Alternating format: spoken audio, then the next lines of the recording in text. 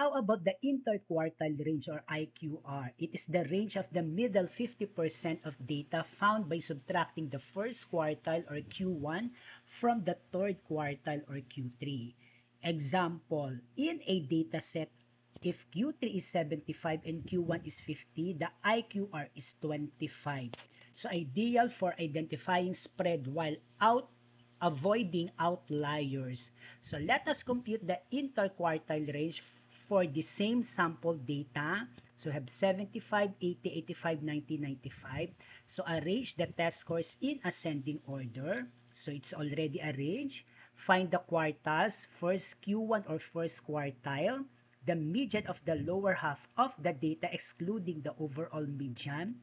So lower half, 75 and 80, then the median of 75 and 80 is 75 plus 80 divided by 2, 77.5 as our Q1 or first quartile.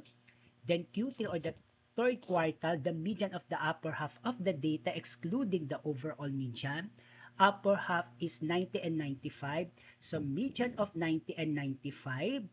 So 90 plus 95 divided by 2. So Q3 is 92.5.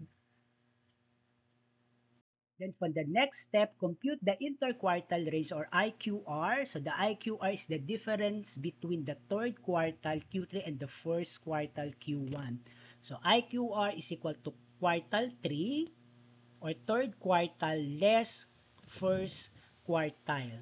So 92.5 minus 77.5 so is equal to 15. So the computed IQR or interquartile range is 15.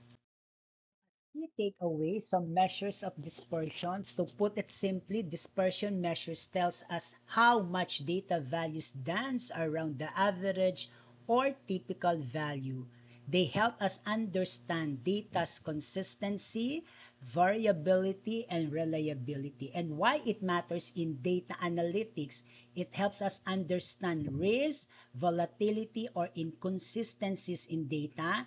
It is useful for quality control, forecasting, and outliers detection. It often used alongside measures of central tendency like mean or median. So as applications, measures of dispersion, as what we've discussed from the previous slides, such as range, variance, standard deviation, and interquartile range or IQR, help analyze the spread or variability of data. The real-life applications are crucial in many fields. So one is finance and economics. Stock market investors use standard deviation to measure price fluctuations and assess risk before making investments. Income inequality. Governments analyze income distribution using measures like variance to understand economic disparity and create.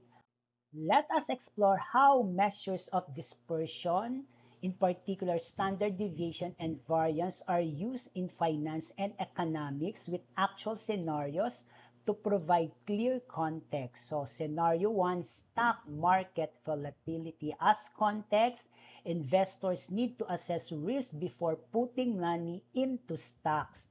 A stock's price volatility can indicate how unpredictable it is. So as actual scenario, imagine two stocks, stock A and stock B. For the first stock has prices ranging from $48 to $52 per share over a month, while stock B fluctuates widely between $30 and $70 per share in the same period. A trader calculates standard deviation to measure how much each stock's price varies from its average value. So stock B has a higher standard deviation, signaling greater risk and unpredictability, whereas stock A is more stable and a safer investment. Investors use this insight to make decisions based on the risk tolerance.